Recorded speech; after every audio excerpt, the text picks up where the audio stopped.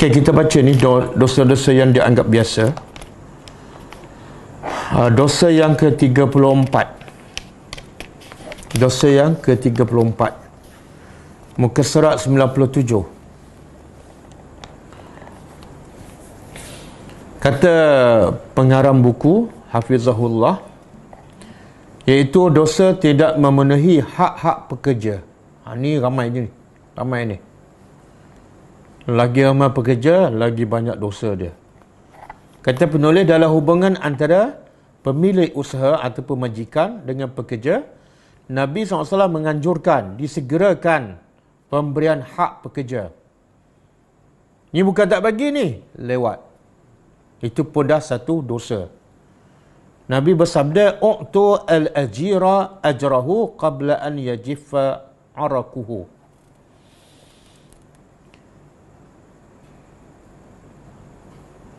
Berilah upah pekerja sebelum keringnya peluh. Yalah, kita dah guna tenaga dia kan, cukup sebulan, lepas tu kita tak bagi. Zalim tak kepada dia? Tenaga dia dah habis. Kita pun dapat faedah, tapi dia belum dapat upahnya. Jadi Nabi kata, supaya berlaku adil, bila kena bagi gaji pada pekerja? Sebelum peluhnya kering. Apa maksud sebelum peluh kering?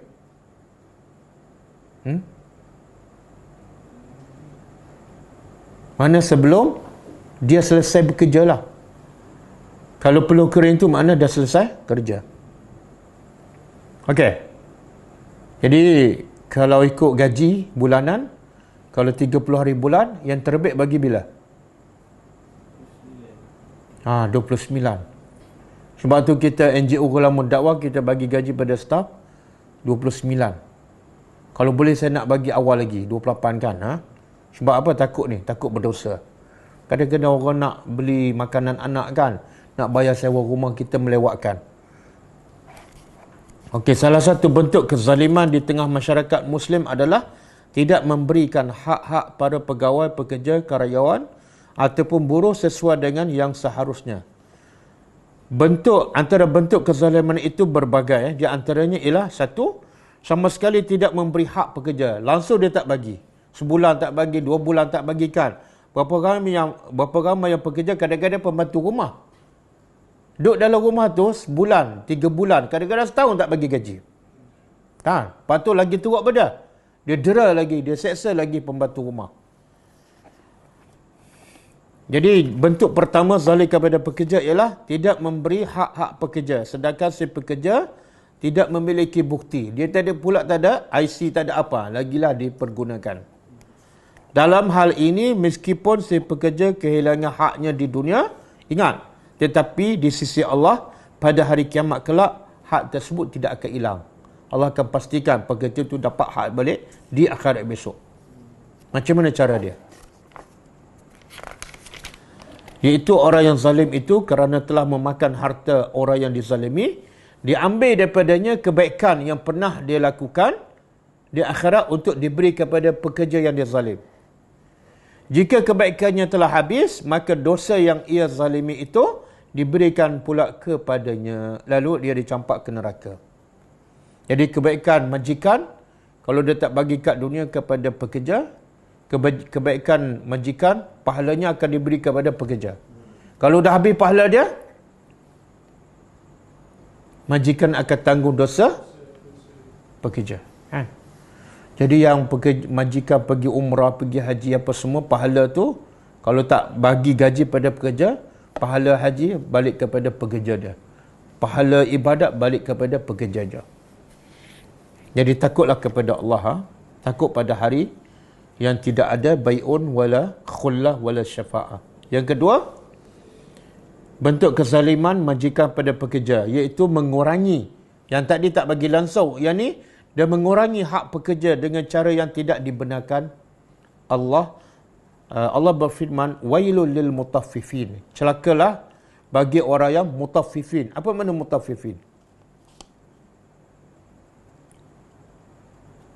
Mutaffifin ni makna tafif. Tafif ni benda kecil. Dan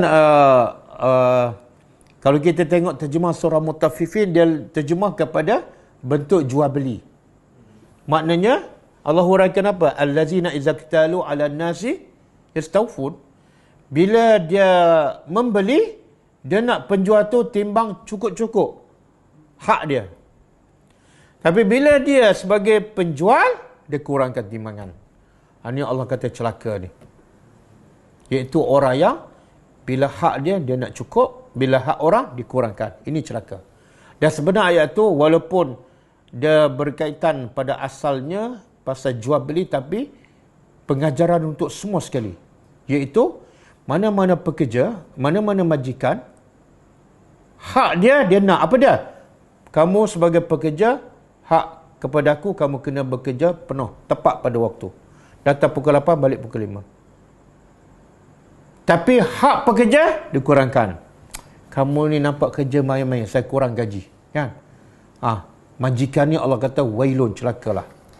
Kan? Potong sana, potong sini kan. Makan pun kurang, makan satu pinggan je, tak boleh tambah. Ada tu. Sebab kamu ni malas sangat. Kerja malah nak makan 2 pinggan. Hari ni 1 pinggan je. Besok kalau malah lagi, setengah pinggan. Zalim. Hal itu sebagaimana banyak dilakukan pemilik usaha terhadap pekerja yang datang daripada daerah ataupun daripada kampung. Di awal perjanjian mereka sepakat terhadap upah tertentu. Tetapi jika si pekerja telah terikat dengan kontrak dan memulai pekerjaannya, pemilik usaha mengubah secara sebelah pihak saja isi perjanjian, lalu mengurangi dan memotong upah pekerja dengan berbagai alasan. Sebelum kontrak itu macam-macam dia janji. Lepas kontrak je, okey, kamu dah jadi pekerja aku, kamu tak boleh lari, tak boleh buat apa. Dia pun mula kurangkan. Si pekerja tentu tidak bisa berbuat banyak dengan posisinya yang serba sulit. Antara kehilangan pekerjaan, kalau dia lawan majikan, kena buang kerja. Dan upah di bawah batas ataupun dikurangkan upah. Jadi dia pun diam je lah, terima je lah. Bahkan terkadang si pekerja tak mampu membuktikan hak yang mesti ia terima. Akhirnya, si pekerja hanya bisa mengadukan halnya kepada Allah. Kadang-kadang majikan berjanji, lepas 3 bulan naik gaji. Kan? Lepas tu untung banyak. Mulalah majikan kedikut. Kita ada masalah kewangan ni kan. Jika pemilik usaha yang zalim itu seorang Muslim, sedangkan pekerjanya seorang kafir, maka kezaliman yang dilakukannya termasuk bentuk menghalangi manusia daripada jalan Allah, sehinggalah dia menanggung dosa yang tersebut. Kalau pekerja dia orang kafir, lagi dia zalim. Kamu ni kafir kan, tak layak dapat lebih pada ni kan. Maka itu satu dosa, tak bagi hak pekerja. Dosa kedua apa dia? Cara dia menyebabkan orang kafir tak nak masuk Islam. Macam ni akhlak orang Islam kan, aku takkan masuk Islam. Nombor 3, memberi. Cara yang ketiga, memberi pekerjaan ataupun menambah waktu kerja. Tetapi hanya memberikan gaji pokok. Asalnya kerja pukul 5. Lepas tu kerja semakin banyak. Kamu kena tambah sikit sampai pukul 6. Tapi gaji tak tambah, itu pun zalim. Yang keempat, menghulur pembayaran gaji sehingga tidak memberikan, mengulur-ngulur di mana melewat-lewat lah. Ya, ni bahasa Indonesia saya faham. Melewatkan pembayaran gaji sehingga tidak memberikan gaji kecuali setelah melalui usaha keras pekerja. Kan? Minta hari ni tak bagi, minta minggu depan, saya ada masalah kewangan, saya pakai duit dulu kan. Akhirnya kadang-kadang sampai 2-3 minggu. Mungkin maksud pengusaha ataupun majikan menunda-nunda pemberian gaji agar si pekerja bosan. Target dia apa dah? Akhir sekali pekerja tak minta. Sebab apa? Minta 5 kali tak bagi. Lantaklah. Ataupun selama tegang waktu supaya pekerja tu marah, dia pun ambil tindakan. Ada majikan tak bagi, pekerja bakar kereta majikan kan. Dan tak mustahil ada yang membuang wang tersebut, membungakan wang. Dia tak bagi gaji pekerja, dia guna apa? Untuk melabur duit supaya lagi banyak. Dan tak mustahil ada yang membungakan, mana melaburkan duit tersebut, sedang pada saat yang sama para pengusaha penuh dengan wang, duit banyak yang diribakan.